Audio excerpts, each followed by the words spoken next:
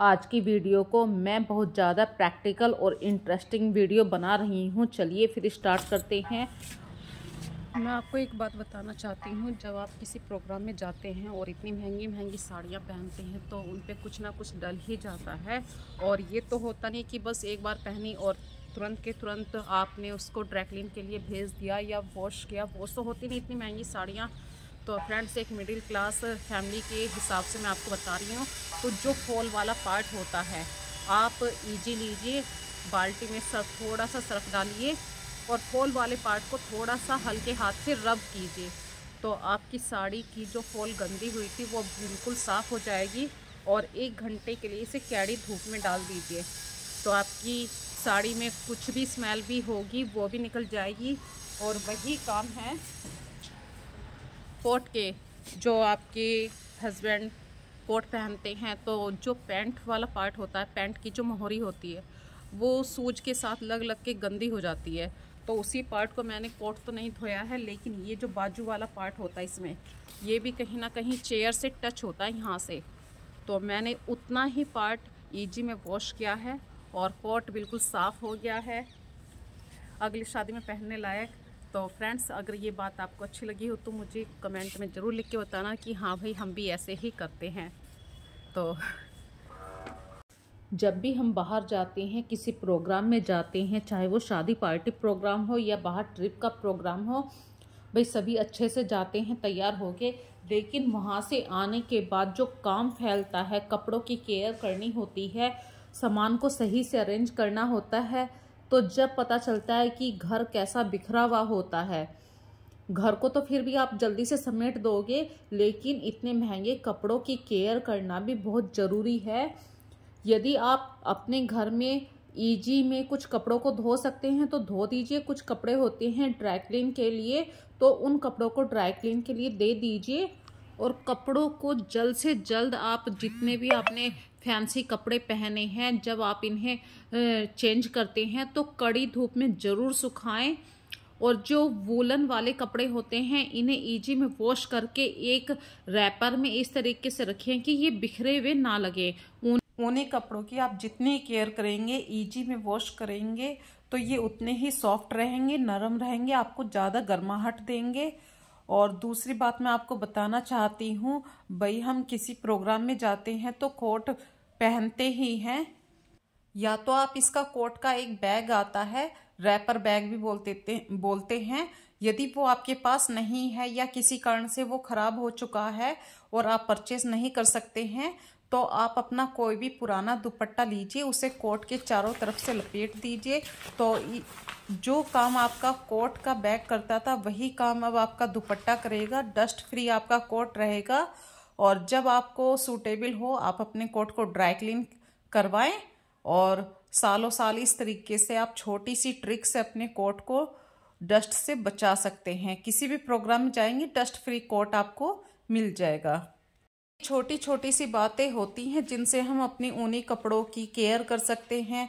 और हाँ, साथ में इनमें कपूर की गोलियां आती हैं कपड़ों में रखने की, वो जरूर रखें। अगली बात मैं बता रही हूँ, भाई हम किसी प्रोग्राम में जाते हैं तो सभी सोचते हैं कि पाँव में पाजेब जरूर पहने, और हमारी जो पुरानी पाजेब होती हैं वो या तो काली हो चुकी होती हैं, नई खरीदने का बजट नहीं है। तो इन पुरानी पाजेब को हम कैसे नई बनाएं, तो इसके लिए मैं आज आपके साथ अपनी एक छोटी सी ट्रिक शेयर कर रही हूँ।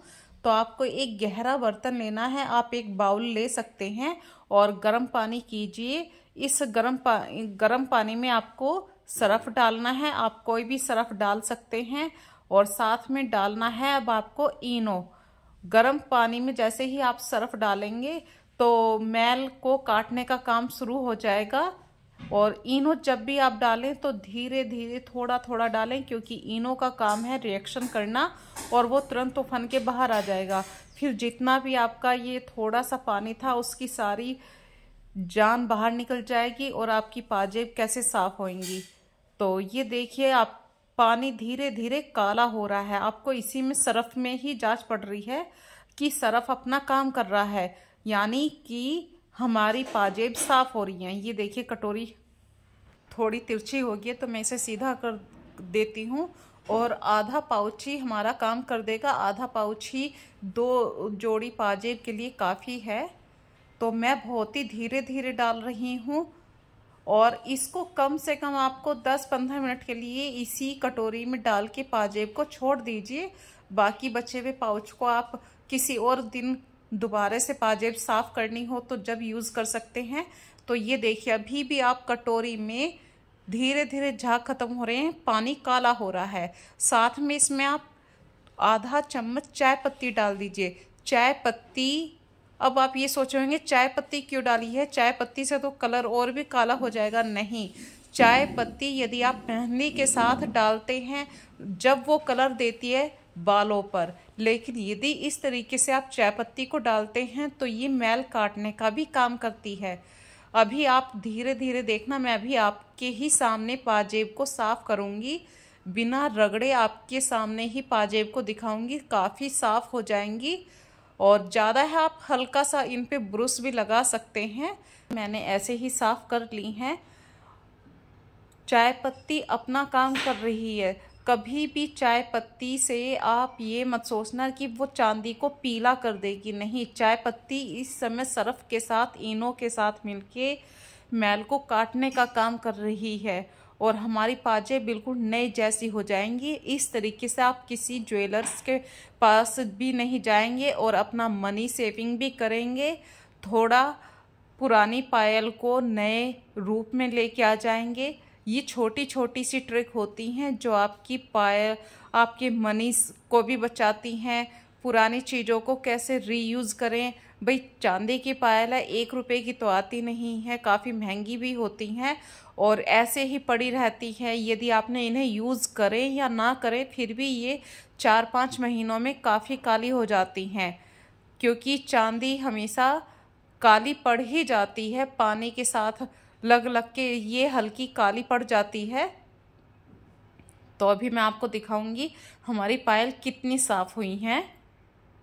तो शादी के सीजन में अपनी इन पायलों को साफ़ कीजिए घर पर ही, बिना खर्चे के, बिना ज्वेलर्स के पास गए हुए, और खूब मज़े से अपनी किसी भी प्रोग्राम में इन चांदी की पायल को पहनिए। अगली बात मैं आपको बताना चाहती हूँ लोहे की कढ़ाई के बारे में। लोहे की कढ़ाई में जब आप खाना बनाते हैं तो कुछ ना कुछ पार्टिकल्स लगे रहते हैं और वो एक समय आने पे काले से पड़ जाते हैं, और कहीं ना कहीं ये काले से पार्ट जो होते हैं, कालस जो जम जाती है, जब हम अगली बार खाना बनाते हैं तो ये हमारे खाने के अंदर मिलके हमारे शरीर में जाते हैं, जो कुछ ना कुछ तो खराबी करेंगे ही हमारे शरीर में। तो आज इसी कालस को हटाने के लिए मैं आपके साथ अपनी ये नई ट्रिक शेयर कर रही हूँ। लोहे की कढ़ाई को गैस पे रखिए, 15-20 मिनट आपको खूब तेज गरम करना है, और जब 15-20 मिनट के बाद आपको गैस बंद कर देनी है। लोहे की कढ़ाई को थोड़ा ठंडा होने दीजिए। जब आप इसे आराम से पकड़ सकें तभी आप इसे पकड़ना। मैं प्लीज़ सावधानी के साथ कह रही हूँ, लोहे की कढ़ाई जब गर्म है तो प्लीज़ बहुत सावधानियों का ध्यान रखना, कहीं आपका हाथ ना जल जाए, ये भी बात बताना बहुत ज़रूरी है।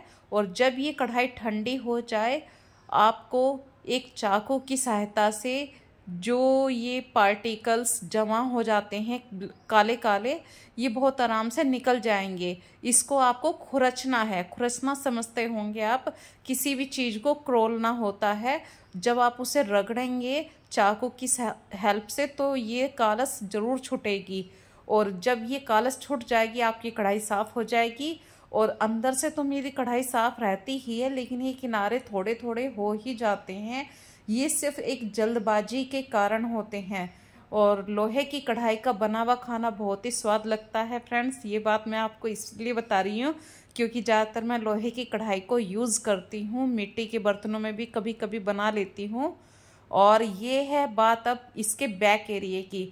तो लोहे की कढ़ाई के ये जो बैक एरिए हैंडल हैं, तो जब हम लोहे की कढ़ाई में खाना बनाते हैं, जैसे कि तेल से पूरियाँ बनाई हैं, तो वो तेल कहीं ना कहीं इन्हीं हैंडलों के होते हुए नीचे गिरता रहता, और जब हम दोबारा से कुछ और बनाते हैं फिर वो चिकट इकट्ठी हो जाती है। उसी के नतीजे के कारण ये हमारी कढ़ाई इतनी काली हो गई है।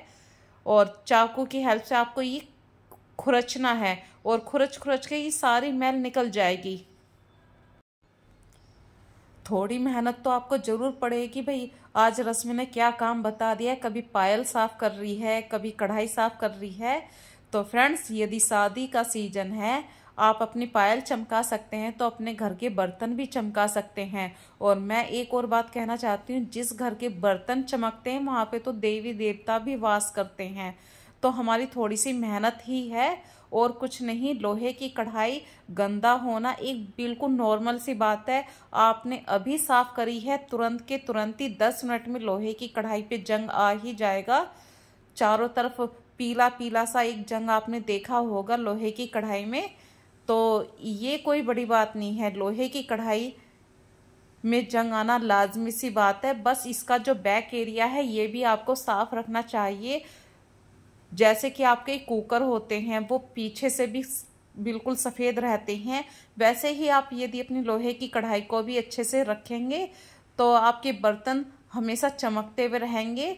और मैं ये बात इसलिए बता रही हूँ क्योंकि जब भी मैं खाना बनाती थी लोहे की कढ़ाई में तो ये मुझे हैंडल वाला एरिया बहुत ही बुरा लगता था, क्योंकि अंदर से तो मेरी कढ़ाई बहुत साफ़ है लेकिन बाहर से इतनी काली होती थी। एक दिन मैंने सोचा कि इसे साफ़ करने की ट्रिक मैं देखती हूँ और मैंने वो ट्रिक देखी। उसी का नतीजा है, मैंने ये कहते हैं कि प्रैक्टिकल बहुत ज़रूरी है ज़िंदगी में। यदि आप किसी भी काम को करके नहीं देखेंगे तो आपको कैसे पता चलेगा कि ये काम असरदार है या झूठ बोल रहा है सामने वाला।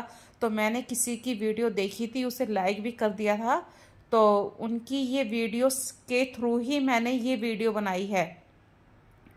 थोड़ी सी मेहनत मुझे फिर से पड़ी, ये काला एरिया नहीं छुट पाया था तो मैंने दोबारा से इसे गर्म होने के लिए रख दिया है। और आज मैं बहुत जल्दबाजी में ये काम कर रही हूँ क्योंकि मुझे फिर से किसी ना किसी प्रोग्राम में भी जाना है, घर के काम भी देखने हैं और बच्चों का भी स्कूल है। ये जो नवंबर का दिसंबर का टाइम होता है, इस समय एक तो हमारे घर में सबसे ज़्यादा फेस्टिवल्स रहते हैं, बच्चों के एग्ज़ाम भी रहते हैं, शादियों का सीजन भी होता है। तो जिस घर में काम नहीं होता ना उस घर में से भी काम निकल के आ जाता है। और जब हम अपने आप को इतनी अच्छी तरीके से तैयार करते हैं किसी प्रोग्राम में जाने के लिए तो कुछ और बातों का भी ध्यान रखना चाहिए। सिर्फ यही नहीं है कि बस हम अच्छे से तैयार हुए या चल दिए कहीं पे। पूरे घर की जिम्मेदारी आप ही के पास होती है और आपको चारों तरफ ध्यान देना होता है। हर चीज़ को टाइम से के अकॉर्डिंग, रूटीन के अकॉर्डिंग, सब कुछ को, हर चीज़ को आपको एक साथ लेके चलना होता है। भाई आपको अपने बच्चों का भी स्कूल मिस नहीं करना है। ये भी नहीं है कि भाई इस तरीके से काम करना है फटाफट कर दो, बर्तन गंदे पड़े हैं पड़े रहने दो। नहीं, एक स्मार्ट हाउसवाइफ वही होती है जो हर चीज़ को प्लान करके चले। आज मेरे पास थोड़ा सा सिर्फ आधा घंटे का टाइम बच रहा था तो मैंने उसी आधे घंटे में ये लोहे की कढ़ाई को साफ करके मैं आपको दिखा रही हूँ। और नॉर्मल से काम तो भाई हम हमेशा करते ही रहते हैं, लेकिन यदि आपको कुछ काम अलग से करना है तो उसके लिए सोचना भी पड़ता है। और बच्चे जैसे अभी सर्दियों के दिन चल रहे हैं तो बच्चों के स्कूल थोड़ा सा लेट हो गए हैं, वो जहाँ पहले 2 बजे आते थे अब वो 3:30 बजे आने लगे हैं। तो मेरे पास थोड़ा सा टाइम बच गया, बच्चों के साथ ही टाइम चला जाता है। लेकिन जब बच्चे स्कूल में रहते हैं, बाहर रहते हैं, कॉलेज में रहते हैं तो हमारे पास काफ़ी टाइम बच जाता है। उसी टाइम का मैंने यूज़ करा। आज मैंने अपनी कढ़ाई साफ़ कर दी और ये देखिए कितनी सारी गंद निकली है कढ़ाई से। तो अब मैं आपको इसे साफ़ करके भी दिखाऊंगी। अब कुछ नहीं, नॉर्मल आपको अपना डिश वॉश जिससे भी आप अपने बर्तन साफ़ करते हैं, मैं कभी आपको ये नहीं कहूँगी आप ये यूज़ करिए। नॉर्मल सरफ से भी साफ़ करते हैं या नॉर्मल साबुन विम आती है, जो भी है आप उनसे साफ़ कीजिए। बस हल्का सा आपको कैड़े हाथ का यूज़ करना है, जो लोहे का जूना होता है उससे कैड़े हाथ से साफ़ कीजिए। आपकी लोहे की कढ़ाई हमेशा साफ़ रहेगी और हमेशा इसमें खाना बना के खाते रहिए। आपके शरीर को भरपूर मात्रा में आयरन भी मिलेगा। और किनारों पे हमेशा प्लीज़ 2 बार ज़्यादा स्क्रबर को चला दिया करिए, क्योंकि ये मेरी इतनी लापरवाही का नतीजा है कि बाहर की कढ़ाई मेरी इतनी गंदी हो गई थी। और मेरी तो मम्मी भी कहती हैं कि इतना पूरा दिन लगी रहती है किसी ना किसी काम में, एक्चुअली आपको बताऊं, मुझसे खाली नहीं बैठा जाता है। मैं किसी ना किसी काम में अपने आप को बिज़ी ज़रूर रखती हूँ। ऐसा भी नहीं है कि मैं हमेशा बिज़ी ही रहती हूँ, कुछ समय अपने पड़ोस को भी देती हूँ। और जब मैंने पड़ोस का नाम लिया है तो कुछ बातें याद आ गई, जैसे कि अब मटर छीलने की बात है। जब आप फ्री हो जाएं सर्दियों के समय में, भाई मटर की सब्जी बहुत स्वाद लगती है, पर मटर छीलने में टाइम भी लेती है। तो ऐसा भी नहीं है कि आपको हमेशा अपने घर में ही रहना चाहिए। कभी कभी आपको पूरे 24 घंटे में 1 घंटा यदि आप अपने पड़ोस में बिताते हैं तो ये अच्छी बात होती है। जब हम किसी से अपनी बात शेयर करते हैं या किसी की बात को सुनते हैं तो आपके दिल के अंदर कितना भी दर्द हो, कुछ भी बात हो, वो सब निकल जाती है। बस चुगलियों से बचना चाहिए। मैं ये आपको बता रही हूँ, आप बाहर बैठिए, पड़ोस में जरूर बैठिए, पर किसी की चुगलियाँ मत कीजिए। क्योंकि आप और हम जो भी ये वीडियो देख रहे हैं, यदि आप औरत हैं, औरत के अंदर की एक फितरत होती है हमेशा चुगली करने की। और जब आप इस लाइन में कहीं ना कहीं टच हो जाते हैं तो कहीं ना कहीं इसका नुकसान आपको हमेशा भरना पड़ेगा। तो चुगलियों से दूर रहिए, काम करिए, पड़ोस में खूब एंजॉय कीजिए, मज़े कीजिए, इधर उधर की बातें करिए, अपने घर की बातें कीजिए, पर किसी की चुगली मत करिए। और ये सारे बातें करते हुए अपनी मटर छीलना मत भूलना। फ्रेंड्स, ये बात मैं इसलिए कह रही हूँ क्योंकि चुगलियाँ करते हुए या बातें करते हुए कहीं आप अपना मटर छीलने का काम अगर आपने छोड़ दिया तो काम कैसे चलेगा। तो फ्रेंड्स, मटर छीलते रहिए। साथ में ये जो खाली डिब्बा मैं आपको जिसमें मटर छील के दिखा रही हूँ, ये दिवाली की जो मिठाइयाँ आती हैं उसी का एक डिब्बा है। तो मैंने इसको फेंका नहीं था, फ्रिज में कंटेनर की तरह मैं इसको यूज़ करने लगी। कोई भी वेजिटेबल्स कट करके भी मैं रखती हूँ इसमें। और सर्दियों का टाइम है, सर्दियों में भाई आप सुबह ही सुबह जल्दी कितना भी कोशिश कर लो जल्दी उठने की, लेकिन सर्दियों का टाइम बहुत जल्दी स्पीड से भागता है, वो भी मॉर्निंग का टाइम। भाई आपने एक बार चाय बनाई है, फिर से पीछे से आवाज़ आ जाती है कि 1 कप चाय और दे दो, या बच्चों को गरम गरम करके दूध दे दो। तो सुबह का टाइम बहुत जल्दी भागता है। उसी समय एक ऐसा टाइम होता है कि आपको बच्चों के स्कूल के लिए सूखी सब्जी भी बनानी होती है। और मटर इतनी अच्छी सब्जी होती है कि हर किसी की फेवरेट डिश में आ ही जाती है। तो मटर को हमेशा छील के इस तरीके से सर्दी भर आप रखिए। मतलब ये नहीं मैं ये कह रही कि मटर हमेशा साल भर चलती है, नहीं, ये सिर्फ 1 या 2 दिन की मटर है। आज छील दी है, कल को यूज़ हो जाएगी। इसी तरीके से आप अपना और भी काम कर सकते हैं, गार्लिक को छील के रख सकते हैं। और हाँ, एक और बात बता रही हूँ मैं इसी समय आपको, यदि आप इस तरीके से सब्जी छील रहे हैं, काउंटर पे छील रहे हैं, डाइनिंग टेबल पे बैठ के छील रहे हैं, तो हैंड टू हैंड आप इन मटर के छिलकों को डस्टबिन में डालिए। इससे ये होगा कि आपकी डाइनिंग टेबल भी साफ रहेगी। या आपने ये काउंटर पे छीला है, किचन काउंटर पे छीला है, तो आपका किचन काउंटर भी साफ रहेगा। मैसी जो किचन होता है, मतलब आपने कितना भी साफ कर लिया लेकिन डिब्बों को नीचे उतार के किसी ना किसी काम में आपने नीचे उतारे और वो वहीं के वहीं रखे हैं, सब्जी छील ली है, छिलके वहीं के वहीं पड़े हैं, तो इस तरीके से आपका साफ किचन भी एक मैसी लगता है, बहुत अनटाइडी लगता है। तो जो आप काम करें हैंड टू हैंड उसे उसकी प्रॉपर जगह पे रखें। मटर यदि छील दी है तो मटर को छील के तुरंत फ्रिज में रखें, छिलकों को उनको डस्टबिन में डालें। गार्लिक यदि छीला है तो तुरंत गार्लिक के छिलकों को बाहर डालिए डस्टबिन में। और जो गार्लिक होता है, यदि आप पहले से पहले छील के रखेंगे तो आप थोड़ा सा टाइम बचा लेंगे, क्योंकि लहसुन छीलते हुए थोड़ा सा टाइम लगता है। वैसे इसकी बहुत सारी ट्रिक भी है, इसे आप पानी में डाल के भी बहुत जल्दी से इसे पील कर सकते हैं, पर मैं आराम से धूप में बैठ के लहसुन को छील रही हूँ। तो फ्रेंड्स, ये छोटी छोटी बातें होती हैं, आप अपना टाइम भी बचा सकते हैं। और हाँ, यदि आप लहसुन को छील रहे हैं, सुबह के लिए रख रहे हैं, आज शाम को छील रहे हैं, तो इसे टाइट कंटेनर में ही रखिए, क्योंकि लहसुन में से एक अजीब सी स्मेल आती है। और यदि आपने डायरेक्ट इसको ऐसे ही फ्रिज में रख दिया तो फ्रिज में बहुत स्मेल हो जाएगी। तो एक छोटा सा कोई भी टिफिन लीजिए और उसे टाइट कंटेनर में बंद करके रख दीजिए। इस तरीके से आपके फ्रिज में भी बदबू नहीं होगी। और लास्ट में वीडियो को ज़्यादा से ज़्यादा शेयर कीजिए, लाइक और सब्सक्राइब करना मत भूलिए।